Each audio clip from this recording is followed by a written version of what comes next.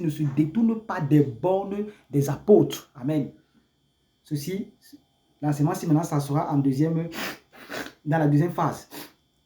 Alors, sache bien ceci, mon frère, ma soeur, que le rôle d'un apôtre, le rôle d'un prophète, autant pour moi, le rôle d'un prophète, c'est de veiller à ce que l'Église ne se détourne pas des enseignements des apôtres. C'est que l'Église ne va pas au-delà de ce que l'apôtre a dit. C'est le premier rôle d'un prophète. Il se rassure que la sainte doctrine soit prêchée à l'Église et soit respectée. C'est pour cela que vous allez lire dans les Actes des Apôtres que dans les communautés, il y avait les prophètes. Pas comme aujourd'hui qu'il y a des prophètes qui s'auto-proclament parce qu'ils... Pas comme aujourd'hui qu'il y a des prophètes qui rendent le ministère comme des pasteurs. Vous allez voir que beaucoup maintenant aujourd'hui, dès que tu sens que tu es prophète, tu veux aller créer ton église. C'est anti-biblique. Moi, je parle toujours sur les Écritures. Acte chapitre 13. Peut-être que comme je parle là, vous ne croyez pas. Acte chapitre 13, excusez-moi, je suis un peu grippé ce matin. Acte chapitre 13, il a dit ceci. Il y avait dans l'église d'Antioche des prophètes et des enseignants, dont des docteurs. Des prophètes et des docteurs. Barnabas, Simeon, appelé le noir Lucius de Cyrène, Manaen, qui avait été élevé avec Hérode de Tétarque et Saul. Donc, dans l'église d'Antioche, il y avait des prophètes qui travaillaient dans une même église, dans une même communauté. Ils travaillaient en synergie. Ici, on n'est pas dans la loi de Moïse, on est dans l'église. Comment se fait-il qu'aujourd'hui, on voit des prophètes qui sont solitaires, qui veulent diriger un ministère? Ce n'est pas leur responsabilité. Le prophète n'a pas la capacité d'encadrer les brebis. Ce n'est pas sa spécialité. Il a deux choses. Il veille sur l'enseignement qu'on donne à l'église. Et de deux, il est la bouche autorisée de Dieu. Ça veut dire qu'il reçoit directement les choses de Dieu et il communique ça au peuple. Il communique ça aux hommes, pas seulement au peuple, mais aussi aux hommes. Voici la responsabilité d'un prophète. Donc, en principe, un prophète est celui qui doit être assis dans une église où il y a un pasteur qui dirige. C'est biblique. Et il peut y avoir plusieurs pasteurs, plusieurs prophètes dans une église.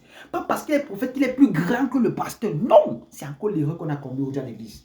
Je vous dis une chose, on s'est écarté des principes bibliques. Et moi, je parle des principes bibliques. Je suis en train d'expliquer tous les ministères en général. Pour que vous puissiez comprendre que c'est une aberration de dire qu'on porte plusieurs ministères. Donc, l'apôtre peut jouer le rôle du prophète, mais le prophète ne peut pas jouer le rôle de l'apôtre. Parce que le prophète est un spécialiste. Or, l'apôtre, c'est le généraliste. Amen. Donc, comprendre que voici les deux rôles d'un prophète. Il est la bouche autorisée de Dieu, si tu veux, premièrement. Et la seconde chose, il veille à ce que l'Église ne s'écarte pas de l'enseignement des apôtres. Donc, c'est un ministère qui est compliqué. Amen. Troisième niveau, c'est l'évangéliste. Qu'est-ce qu'un évangéliste? Quand on dit que tu es évangéliste, tu fais ce que Reinhard Bonnke faisait, par exemple. Reinhard Bonnke partait, quand il gagnait les âmes, qu'est-ce qu'il fait de ces âmes? Il est confié au pasteur. Mais aujourd'hui, on va voir des évangélistes qui veulent en même temps être évangélistes et pasteurs. Comme ils disent que non, c'est moi, ce sont mes brebis, alors je vais les encadrer, bien aimé. Le doigt ne peut pas faire le travail de l'orteil. Le nez ne peut pas faire le travail de la bouche. Le nez fait son travail, la bouche fait son travail. Donc l'évangéliste, qu'est-ce qu'il a? Il a la capacité nécessaire de pouvoir amener des centaines, voire des milliers, pourquoi pas des millions d'âmes au Seigneur. Mais il n'a pas la capacité de les gérer. C'est pour ça qu'un évangéliste ne dirige pas un ministère. C'est anti-biblique. On n'a pas lu ça dans la Bible. On n'a pas lu ça dans la Bible. Apollos n'a pas encadré les brebis. C'était un très bon évangéliste. Comme le grand frère Reinhard Bonnke, quand Reinhard Bonnke partait dans le ministère, il consultait les pasteurs locaux. Et quand on gagne les âmes, il est confié les âmes là pour qu'ils puissent les encadrer. C'est ce qui a fait la puissance dans le ministère de cet homme. Mais aujourd'hui, on voit des hommes de Dieu qui veulent tout faire. Surtout en Afrique. Excusez-nous. C'est surtout chez nous en Afrique. Et on veut contaminer les Occidentaux avec cette mauvaise manière de faire. Je condamne cela fermement parce que c'est anti-biblique. Reste évangéliste. Ton travail, c'est dehors. L'évangéliste œuvre plus dehors pour gagner les âmes. Et quand il gagne les âmes, il les ramène, il donne au pasteur. On va encore parler du rôle du pasteur. Il donne cela au pasteur pour que le pasteur puisse les encadrer. Mais aujourd'hui, on va voir des évangélistes qui tiennent des ministères. Et on s'étonne qu'aujourd'hui, il y a beaucoup de désordre dans l'église. Il y a beaucoup de choses dans l'église. Pourquoi? Parce qu'on s'est écarté de la saine doctrine. On s'est écarté de la sainte doctrine.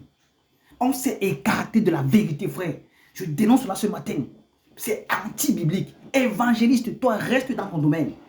Il n'y a pas de concurrence dans le ministère, frère. On ne se concurrencie pas, mais au contraire, on travaille. Donc, on travaille ensemble. La même, si on retire mon pouce, je ne peux plus bien porter quelque chose. Il faut tous les 5 doigts. Personne n'est plus grand que l'autre. Tous sont pareils. Je dis bien, personne n'est plus grand que l'autre. Tous sont pareils. Personne n'est plus grand que l'autre. Tous sont pareils. Tous sont pareils. Alors, on a parlé de l'apôtre, on a parlé du prophète, on a parlé de l'évangile. Maintenant, c'est quoi le pasteur? Le pasteur, c'est celui qui est là pour encadrer les brebis. Et bien sûr, c'est le ministère le plus méprisé. Or, c'est le ministère le plus difficile. Quand je vous le dis, il est très facile de fonder les églises. Il est très facile d'évangéliser, de gagner les âmes. Mais il est très difficile de les conserver dans la parole, de les conserver dans le Seigneur. C'est pour ça que le travail d'un pasteur est difficile. Et seuls les apôtres comprennent cela. L'apôtre Paul pouvait dire, je vous ai enseigné pendant 3 années. Il connaît ce que c'est. L'évangéliste n'a pas cette capacité. Pourquoi? Parce que pour lui, dès qu'il t'a enseigné, dès qu'il t'a prêché lui part. Il n'a pas le temps de voir tes pleurs. Non. Or, le pasteur a cette capacité de supporter les brebis. C'est pour ça que vous allez voir que les apôtres remplissent bien ce ministère. Les apôtres savent encadrer les brebis. Ils savent encaisser les coups. Ils savent cajoler. Ils savent corriger quand il faut. Parce que c'est ça le rôle d'un pasteur. Les pasteurs sont méprisés parce qu'ils ne prophétisent pas. Ils n'ont pas les paroles de connaissance. Ils sont seulement là pour veiller sur vous. Parfois, ils doivent même s'investir financièrement, matériellement, pour qu'une âme soit épanouie. C'est ça le rôle du pasteur. Je rends grâce à Dieu, je bénis, je loue le Seigneur pour tous les véritables pasteurs qui œuvrent pour que les brebis restent dans le Seigneur, pour que les brebis soient sauvés, que le Seigneur vous fortifie, que le Seigneur vous bénisse abondamment. Amen. Donc c'est ça le rôle du pasteur. Amen. Donc il n'est pas là, il n'est pas spécialisé trop dans les guérisons, tout ça. Non, il est spécialisé dans, il faut que tu grandisses dans la foi. Et c'est difficile.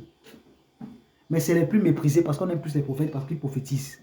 Alors les derniers qui ne sont pas les moindres, ce sont les docteurs. Eux, leur spécialité, autant pour moi, c'est de décortiquer l'enseignement des apôtres. Donc, ils sont spécialisés dans l'enseignement. C'est pour ça qu'un docteur peut t'enseigner du matin jusqu'au soir. Il ne prophétisera pas. Il ne va pas t'imposer les mêmes guérisons, non. Mais il te décortique la doctrine des apôtres. Voilà un peu ça donc en bref, les 5 ministères. Alors jugez en vous-même. Est-ce qu'un homme de Dieu peut dire qu'il peut porter plusieurs casquettes? Non. C'est anti-biblique. Il a donné les uns comme apôtres, les autres comme. Pourquoi est-ce que nous voulons faire plus que les apôtres?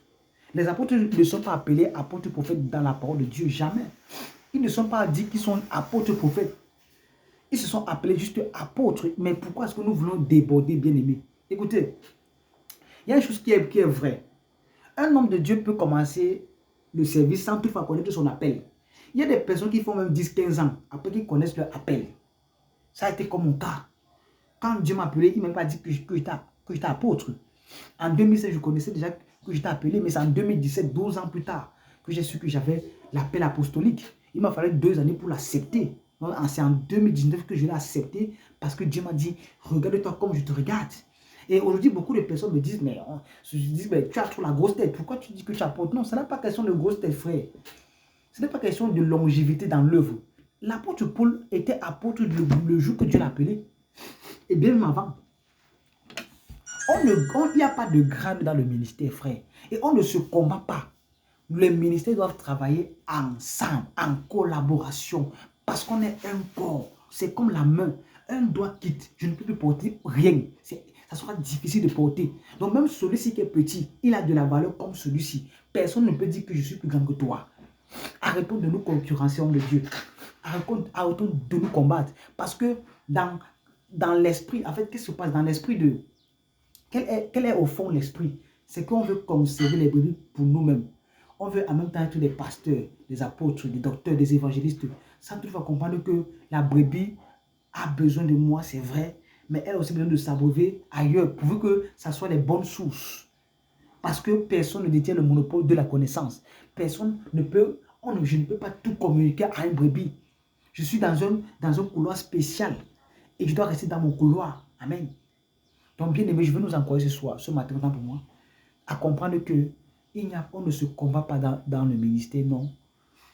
Il n'y a pas de super ministère. L'apôtre n'est pas plus grand que le prophète, non.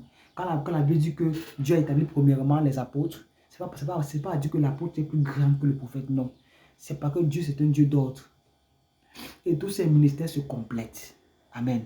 Parce que l'apôtre a besoin du prophète, l'apôtre a besoin du docteur, de l'évangéliste, du pasteur, comme tous les autres ont besoin des autres. Personne n'est suprême. Seul Jésus-Christ est complet. C'est lui seul qui est complet. Nous tous, on doit se soutenir. Donc c'est une aberration de voir des soldats de Dieu se combattre tel ministère, envier tel ministère. Non, on n'envie pas le ministère de quelqu'un. Chacun a un ministère particulier.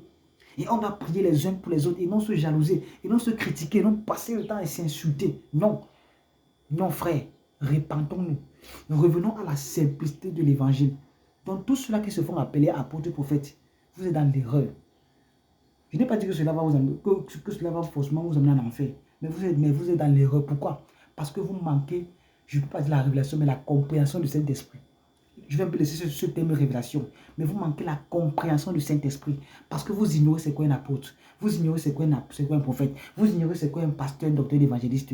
Or, tous ces ministères ont un rôle particulier.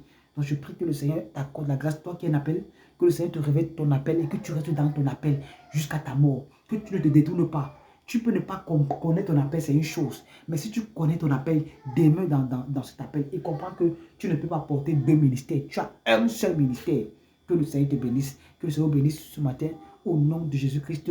Amen. Amen. Amen.